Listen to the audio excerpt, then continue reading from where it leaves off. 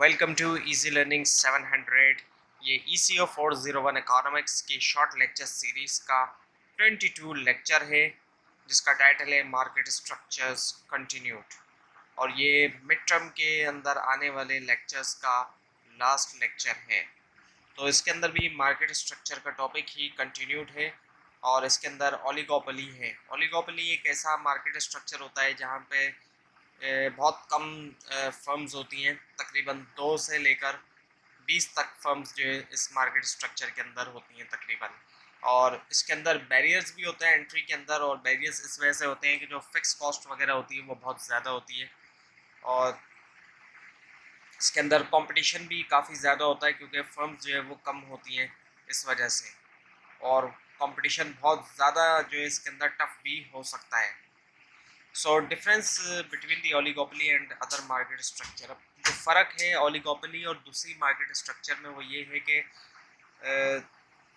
Oligopoly एक ऐसी market होती है जहाँ पे पूरी मार्केट डोमिनेटेड होती है स्मॉल नंबर ऑफ फर्म्स से, यानी कि बहुत कम जो है वो फर्म्स होती हैं और इनको ओलिगोपोलिस्ट कहा जाता है। जो फर्म्स हैं, जो सेलर्स हैं उनको।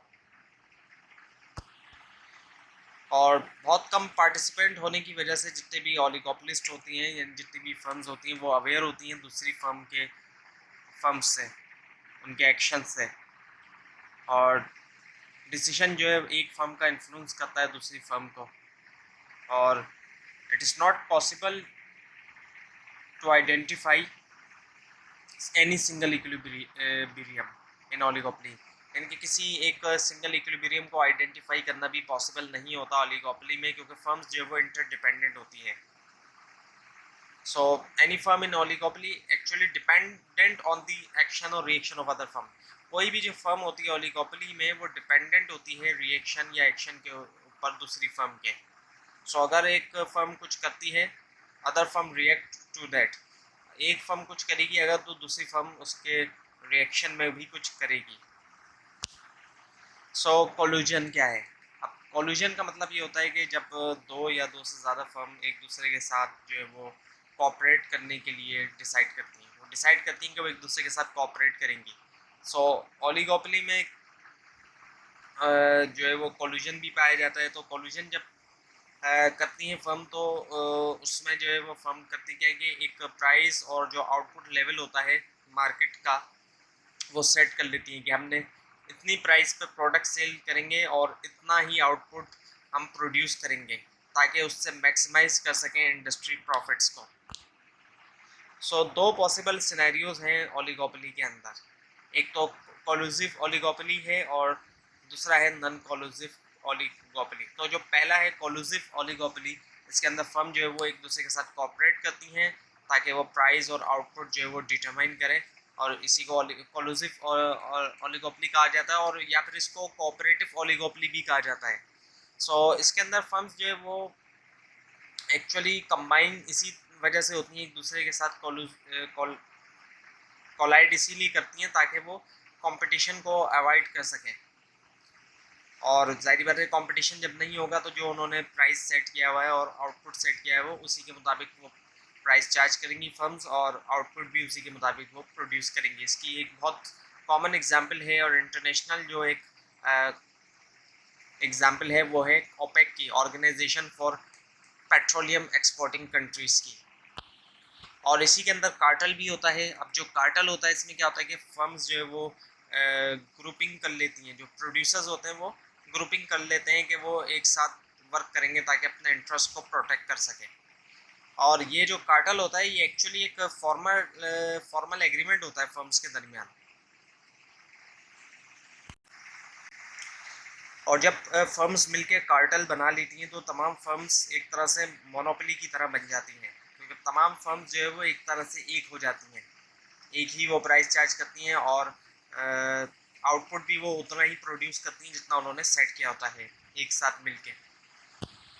सो अब प्रॉफिट मैक्सिमाइजिंग कार्टल का आपके सामने यहाँ पे ग्राफ मौजूद है, और ये भी बिल्कुल वैसा ही है जैसे कि एक मोनोपोली फर्म का होता है। यहाँ पे जो क्वांटिटी प्रोड्यूस होगी वो वही होगी जहाँ पर MC जो है वो बराबर है MR के, और जो प्राइस रखे जाएंगे वो भी इसी हिसाब से रखे जाएंगे।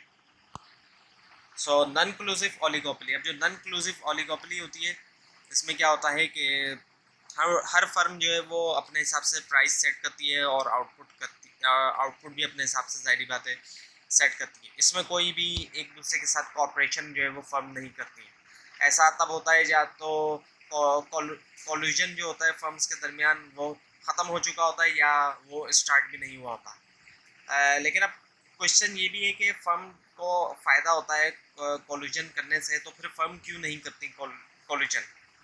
उसकी कई सारी रीज़न है। एक ये भी है कि हर फर्म जो है, जाहिर बात है, ये चाहेगी कि अपना शेयर जो है वो इंक्रीज़ करें। अगर वो कॉल्यूजन करेंगी तो फिर अब शेयर जो है उन्होंने आपस में बांट लिया होगा कि इतना परसेंट शेयर मेरा, इतना परसेंट मेरा। लेकिन अगर फर्म कॉल्यूजन नहीं करेगी तो वो अपना शेयर जो है वो, जाहिर बात है, बढ़ा सकती है। तो फर्म्स जो है वो अपना शेयर बढ़ाना चाहती हैं, इसलिए फर्म्स जो है वो कॉल्यूजन करना नहीं चाहती। और ये भी पॉसिबिलिटी है कि एक फर्म बाकी फर्म्स को चीट कर जाए। फॉर एग्जांपल, जो प्राइस सेट किया है तमाम फर्म्स ने मिलकर कि हमने इतना प्राइस चार्ज करना है, अगर एक फर्म चीट करती है बाकी फर्म्स को, तो उससे क्या होगा कि जो चीट करने वाली है वो कम चार्ज करेगी और उसको ठीक ठाक, जाहिर बात है, प्रॉफिट हो जाएगा क्योंकि कस्टमर उसके पास आ जाएंगे। तो चीट करने वाली फर्म जो है, जाहिर बात है, काफ़ी प्रॉफिट अर्न कर जाएगी। और अगर एक बार फर्म ने चीट कर दिया तो उससे फिर एक प्राइस वॉर भी शुरू हो सकती है। और अगर प्राइस वॉर एक बार शुरू हो जाए तो फिर बहुत मुश्किल होती है प्राइस वॉर के अंदर कॉम्पीट करना ओलिगोपोली के अंदर। अब आपके सामने है द प्रिजनर डायलेमा सिचुएशन। ये एक केस स्टडी होता है जो ओलिगोपोली के साथ करवाया जाता है स्टूडेंट्स को, ताकि स्टूडेंट्स ओलिगोपोली के जो कंपटीशन है उसको और अच्छी तरह समझ सकें। तो सपोज दो जो है वो प्रिजनर है, कैदी हैं, जिन्होंने क्राइम कमिट किया है, कोई बहुत बड़ी चोरी की है सपोज करें, लेकिन पुलिस के पास कोई एविडेंस नहीं है कि इन्होंने चोरी की है। तो अगर दोनों अपना जुर्म कबूल कर लेते हैं तो दोनों को 5 साल की सज़ा मिलेगी, और दोनों कबूल नहीं करते तो दोनों को रिहा कर दिया जाएगा, क्योंकि जाहिर बात है पुलिस के पास कोई एविडेंस मौजूद नहीं है इस वजह से। लेकिन अगर एक कन्फेस करता है दूसरा नहीं करता, तो जो कन्फेस करेगा वो तो फ्री होगा, लेकिन जो नहीं करेगा वो, उसको तकरीबन 10 से 12 साल की सज़ा मिलेगी। तो ऐसे सिचुएशन में क्या होगा कि जो ऑप्टिमल ऑप्शन होगा वो यही है कि दोनों कन्फेस करें, क्योंकि ये नोट करने वाली बात, ये दोनों अलग-अलग रूम्स में, सामने नहीं है दोनों। अगर सामने हो तो जाहिर बात है बहुत आसान है, दोनों जो है वो कन्फेस ही ना करें और दोनों जो है वो फ्री हो जाएं, यानी कि रिहा हो जाएं। लेकिन अब दोनों अलग-अलग रूम्स में, तो अब जो कन्फेस करेगा तो वो तो फ्री हो जाएगा, लेकिन जो कन्फेस नहीं करेगा वो 12 ईयर प्रिजन या 10 ईयर्स प्रिजन में जाएगा, यानी कि 10 या 12 साल की वो कैद में जाएगा। तो सबसे ज़्यादा जो ऑप्टिमल होगा वो यही है कि दोनों कन्फेस कर लें। हालांकि बेस्ट पॉसिबल तो यही है कि दोनों कन्फेस ना करें, लेकिन दोनों ज़ाहिर बात है जानते भी नहीं है कि दूसरे ने कन्फेस किया या नहीं किया। तो ये है इसका केस स्टडी, और इसकी डिटेल आप रीड करना चाहे तो रीड कर सकते हैं अपने हैंड आउट में भी और इस स्लाइड को डाउनलोड करके भी।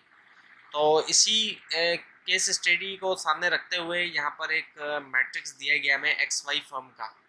दो फर्म है ओलिगोपोली की, एक्स और वाई फर्म, और इन दोनों के प्राइस के बारे में दिया गया है। अगर एक्स प्राइस चार्ज करती है, फर्म एक्स फर्म जो है वो प्राइस चार्ज करती है 2 रुपीज़ और वाई भी 2 रुपीज़ चार्ज करती है, तो दोनों को प्रॉफिट होगा 10 मिलियन का।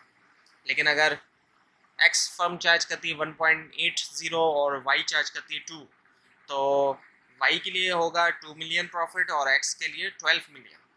और अगर वाई करेगी 1.80 और एक्स करेगी 2 रुपीज़, तो वाई को मिलेगा 12 मिलियन और एक्स को मिलेगा 5 मिलियन। लेकिन अगर दोनों ही 1.80 चार्ज करेंगे तो 8 मिलियन मिलेगा। अब दोनों फर्म्स, जाहिर बात है, नहीं जानती कि दूसरी फर्म क्या चार्ज करेगी, क्योंकि दोनों अलग-अलग रूम्स में बैठे हैं, कॉल्यूजन नहीं है यहाँ पे। अब जाहिर बात है कॉल्यूजन हो तो मिलके डिसाइड कर लेंगे, कॉल्यूजन हो तो बेहतर यही है कि जाहिर बात है 2-2 रुपीज़ चार्ज कर लें और 10 मिलियन अर्न करें। लेकिन अब जो जाहिर बात है, तो ऐसी सिचुएशन में सेफेस्ट स्ट्रेटजी जो है वो यही होगी कि 1.80 चार्ज करें ताकि 8 मिलियन दोनों को मिल सके, और ये मैक्सिमम स्ट्रेटजी कहलाई जाएगी, मैक्सिमम। और मैक्सिमैक्स स्ट्रेटजी ये होगी कि दोनों दो दो रुपीज़ जो है वो चार्ज करें और ताकि 10 मिलियन मिल सके। लेकिन जाहिर बात है अब ये तब हो पाएगा अगर दोनों ये सोचें कि दूसरी फर्म ने भी वही डिसीजन लिया होगा जो एक फर्म ले रही है, तो ऐसा तब हो सकता है। तो फिर वो मैक्स स्ट्रेटजी होगी अगर दोनों फर्म जो है वो दो दो रुपीज़ चार्ज करती हैं, और मैक्सिमिन स्ट्रेटजी है अगर 1.80 दोनों फर्म चार्ज कर रही हैं। तो सेफेस्ट स्ट्रेटजी तो यही है कि 1.80 दोनों फर्म जो है वो चार्ज कर लेंगी। और इसी के 4 पॉइंट हैं जो कि यहाँ पे दिए गए हैं, जिनको आप रीड करना चाहें तो आप रीड कर सकते हैं। अब दोबारा यहाँ पे मैक्सिमिन और मैक्सिमैक्स का दिया हुआ है। सो मैक्सिमिन की अगर हम बात करें तो इससे मुराद वही स्ट्रेटजी होती है गेम थ्योरी के अंदर जहाँ पे एक प्लेयर फर्म जो है वो प्लेयर ही है, ऐसा डिसीजन लेती है जहाँ पे उसको बेस्ट ऑफ वर्स्ट आउटकम जो है वो मिलता है। बेस्ट ऑफ वर्स्ट आउटकम कहलाया जाएगा ये जो आउटकम है, यानी कि 8 मिलियन मिलना, तो ये बेस्ट ऑफ वर्स्ट आउटकम है। और मैक्सिमैक्स के अंदर ये कि बेस्ट ऑफ बेस्ट आउटकम, ऐसा जो है वो डिसीजन लिया जाए जिसके अंदर बेस्ट ऑफ बेस्ट आउटकम हो, यानी कि बेहतर से बेहतर आउटकम हो। तो वो ये कि 2 जो है वो प्राइस चार्ज करें, दोनों फर्म जो है वो 2 प्राइस चार्ज करेंगे, तो वो मैक्सिमैक्स स्ट्रेटजी हो जाएगी। और आखिर में है dominant strategy game. So both this strategies lead towards the same strategy, lead करती है सेम स्ट्रेटजी को, और वो है कट डाउन करना प्राइस जो है वो टू 1.8 रुपीज़ 1.8 रुपीज़ तक कट डाउन करना। और इस तरह के गेम को जो है कहा जाता है डोमिनेंट स्ट्रेटजी गेम। तो ये था आज का लेसन नंबर 22। आपको अगर इस लेसन के बारे में कोई क्वेश्चन है तो नीचे कमेंट कीजिए, और इस पूरी सीरीज़ को देखने के लिए आप इस चैनल को सब्सक्राइब कीजिए। और अगर आप ये स्लाइड्स हासिल करना चाहते हैं तो नीचे डिस्क्रिप्शन बॉक्स में दिए गए लिंक से हासिल कर सकते हैं, लेकिन अगर आपको लिंक ना मिले उसके लिए आप नीचे कमेंट कीजिए। Thanks for watching this video and best of luck for your exams.